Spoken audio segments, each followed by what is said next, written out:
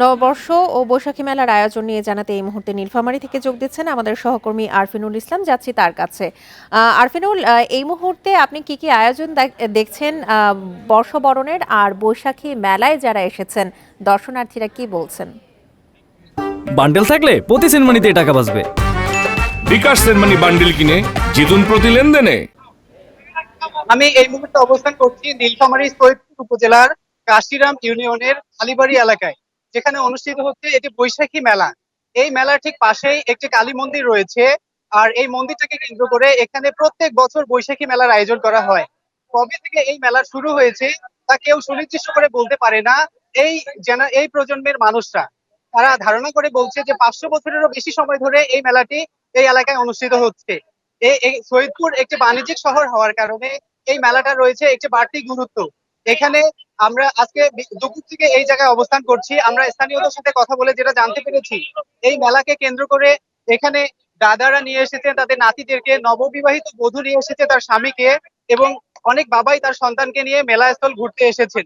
আমরা কথা বলে জানতে পেরেছি যে দোকানদাররা আমাদেরকে জানিয়েছে যে এখানকার স্থানীয় মৃৎশিল্পীরা এবং হস্ত ও কুটির শিল্পের শিল্পীরা তাদের বিভিন্ন উৎপাদন পণ্য এখানে নিয়ে এসেছেন। এবং সৈয়দপুর এমন একটি বাণিজ্যিক শহর যেখানে মানুষের দৈনন্দিন জীবনে ব্যবহৃত এমন কোনো পণ্য নেই যে যেটা সৈয়দপুরে তৈরি হয় না। আর এই কারিগররা মেলাকে কেন্দ্র করে, মেলাকে সামনে রেখে প্রত্যাশা নিয়ে থাকেন যে কখন বৈশাখ আসবে এবং বৈশাখী মেলা হবে।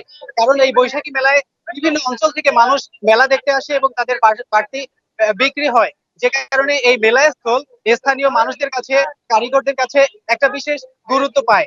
আমরা এই এলাকায় আসা বিভিন্ন মানুষদের সাথে কথা বলেছিলাম যারা মেলাস্থল ঘুরতে এসেছে। আমরা অনেকের সাথে কথা বলে আমরা জানতে পেরেছি যে কেউ এসেছে এখানে আচার ফুচকা এগুলো কিনতে, কেউ এসেছে বাচ্চাদের জন্য খেলনা কিনতে, আবার কেউ এসেছে বন্ধুদের সাথে ঘুরতে।